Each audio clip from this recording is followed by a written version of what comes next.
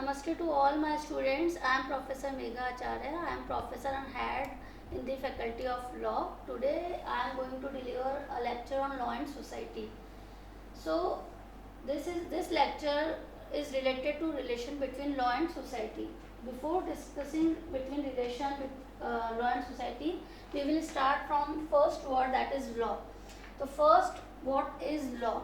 First we will discuss what is law.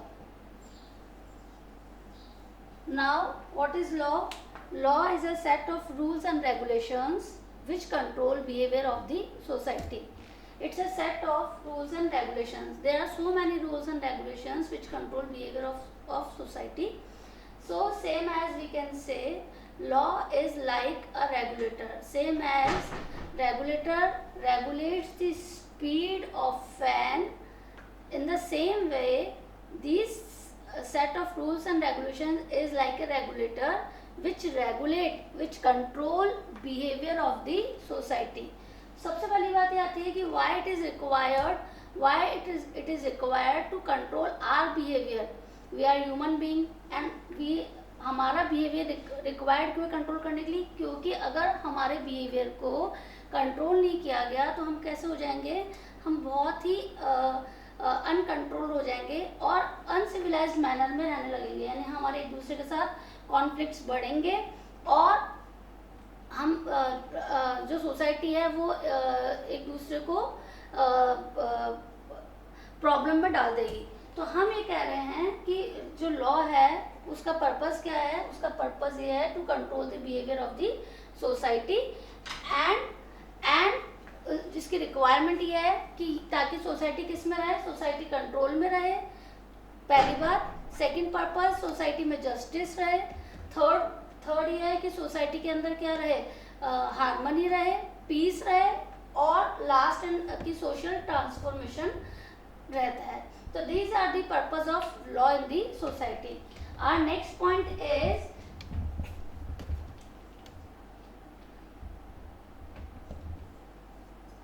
does law affects society? क्या law society पर असर डालता है?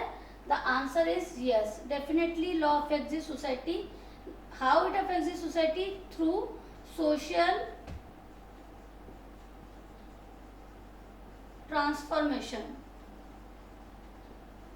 क्या सोशल ट्रांसफॉर्मेशन? क्या कि लॉ की वजह से सोसाइटी में क्या हो जाते हैं?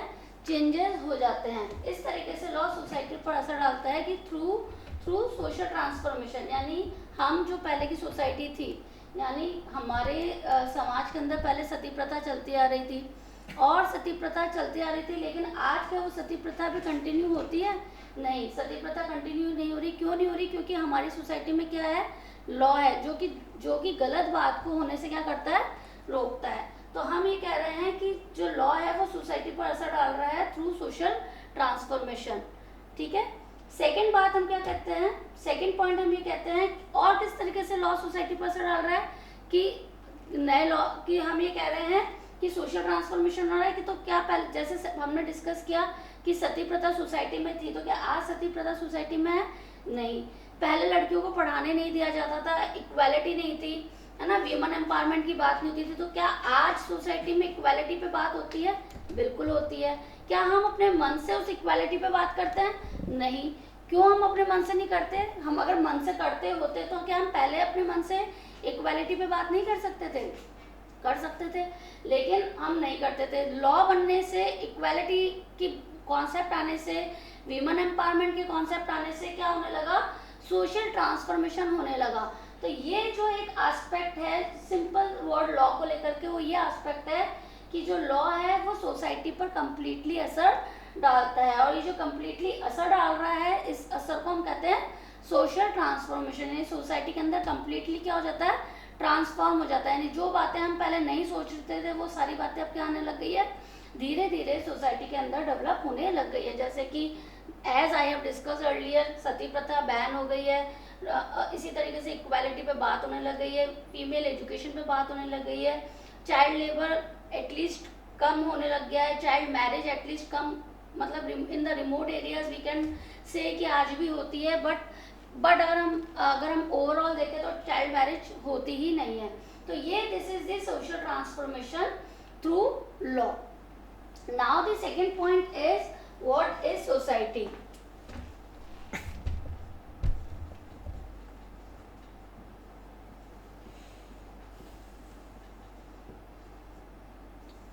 What is society? Society is a group of human being. Society is a group of human being. We can say easily it is always said that we are people and it's a group of people. So it is society.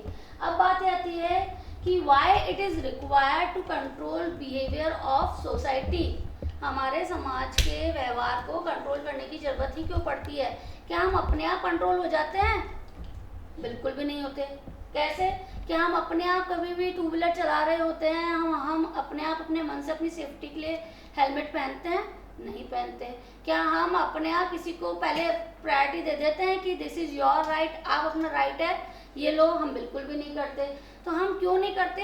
इसलिए नहीं करते क्योंकि जो human being होती है उनकी tendency होती है कि जब तक उन पर डिसिप्लिन लागू नहीं किया जाए, जब तक उनको कंट्रोल नहीं किया जाए, तब तक वो क्या नहीं रहते, सिविलाइज मैनर में नहीं रहते, यानी तब तक वो कंट्रोल नहीं रहते। तो ये इसलिए अगर हम सोसाइटी को यहाँ पर इस कॉन्सेप्ट को इस सोसाइटी को इस लॉ वर्ड से कनेक्ट करें तो हम ये कह रहे हैं कि law and society both are interrelated. यानी सोसाइटी पर अल्टीमेटली यानी सोशल ट्रांसफॉर्मेशन जो हमने डिस्कस किया एज अर्लियर, तो यहाँ हम डिस्कस कर रहे हैं कि सोसाइटी पर अल्टीमेटली जो असर डाल रहा है वो कौन डाल रहा है? लॉ डाल रहा है। और इस सोसाइटी पर कंट्रोल करने की या इसको रोकथाम करने की जरूरत क्यों पड़ी? वो जरूरत इसलिए पड़ी क्योंकि अपने मन से या अपनी इच्छा से कोई भी ऐसा इंसान नहीं है जो कि डिसिप्लिन में रहे। क्या आज आप लोग जब टू व्हीलर चलाते हो या बाहर जाते हो तो हेलमेट पहन लेते हो अपनी इच्छा से? नहीं पहनते हो। या आप ये देखते हो कि नहीं स्वेटिंग हो जाएगी, पसीना आ रहा है, हेलमेट कौन लगाएगा, लेकिन जैसे ही हम देखते हैं कि आगे कोई कांस्टेबल खड़ा है या पुलिस वाला खड़ा है हम हेलमेट लगा लेते हैं। तो हम हेलमेट क्यों पहन लेते हैं? क्योंकि हमें पता है कि अगर हमने रूल फॉलो नहीं किया तो क्या हो जाएगा, अल्टीमेटली हम पे क्या लग जाएगा, पनिशमेंट लग जाएगा, हमको पनिश किया जाएगा। तो वो एक जो डर है, वो एक जो फियर है कि हमने अगर ऐसा नहीं किया तो हमें पनिशमेंट मिलेगा, that fear, that डर, we can say that fear is, we can say that is a fear of law। क्योंकि हमें पता है कहीं ना कहीं रूल्स एंड रेगुलेशंस हैं जिनको हमने फॉलो नहीं किया तो वो क्या हो जाएगा, वो एक तरीके से हमको क्या होगा, पनिशमेंट भुगतना पड़ेगा। तो ये अब बात आती है कि डर, सेम पॉइंट कि जिस तरीके से लॉ सोसाइटी पर असर डाल रहा है, सेम हमने इसको रिवर्स कर दिया कि क्या सोसाइटी अफेक्ट्स लॉ। सबसे फर्स्ट हमने पूछा कि does law affect society? The answer is yes, बिल्कुल। The next point is does society affects law? क्या सोसाइटी भाई लॉ पर असर डालती है? Now the answer is yes, definitely. जैसे लॉ सोसाइटी पर असर डाल रहा है, सोशल ट्रांसफॉर्मेशन हो रहा है सोसाइटी के अंदर, सेम एज सोसाइटी भी लॉ पर क्या डाल रही है, असर डाल रही है। कैसे डाल रही है कि सोसाइटी हमेशा चेंज होती रहती है, होती है। जो पहले सोसाइटी थी 1999 में, क्या आज वो 2000 में सोसाइटी है? नहीं है। जो पहले लोगों की आइडियोलॉजी थी, क्या वो आज के लोगों की आइडियोलॉजी है? नहीं है। जो आज की आइडियोलॉजी है वो क्या 2030 में आइडियोलॉजी रहेगी? नहीं रहेगी। क्यों? क्योंकि वी आर एवर चेंजिंग, हम हमेशा बदलते रहते हैं। तो हम ये कह रहे हैं कि सोसाइटी की वजह से, now we are coming to back this point, हम ये कह रहे हैं सोसाइटी की वजह से लॉ पर असर डाल रहा है। यस, डल रहा है। दो तरीके से, या तो न्यू लॉज फॉर्म हो जाते हैं या जो एग्जिस्टिंग लॉ है उनमें क्या हो जाते हैं, amendments. In general way we can say changes in the existing law, the legal term is amendments। उनमें क्या हो जाते हैं, amendments हो जाते हैं। बात ये आ रही है कि सोसाइटी की वजह से नए लॉज बन जाते हैं। कैसे नए लॉज बन जाते हैं कि जो सोसाइटी पहले थी वो आज नहीं है। सोसाइटी में पहले हमने कभी नहीं सुना कि यानी बिफोर 2005 हमने कभी नहीं सुना कि कोई डोमेस्टिक वायलेंस नाम की चीज़ भी होती होगी, नहीं सुना, नहीं। लेकिन धीरे धीरे सोसाइटी चेंज होती गई, जैसे जैसे एडवांसमेंट हुआ, टेक्नोलॉजी का एडवांसमेंट हुआ, वीमन एम्पावरमेंट पे बात होने लगी, लेडीज बाहर निकलने लगी, अपने राइट्स के बारे में बात करने लगी, धीरे धीरे सब चेंज होने लगा। तो जहाँ ग्रोथ पे बात होने लगी, डेवलपमेंट पे बात होने लगी, साथ ही साथ एक और एस्पेक्ट निकल के आया कि वहीं पे डोमेस्टिक वायलेंस भी धीरे धीरे सुनने में आया। तो कभी 90s के अंदर, बिफोर 90s हम कभी नहीं सुना कि डोमेस्टिक वायलेंस भी कोई बात होती होगी।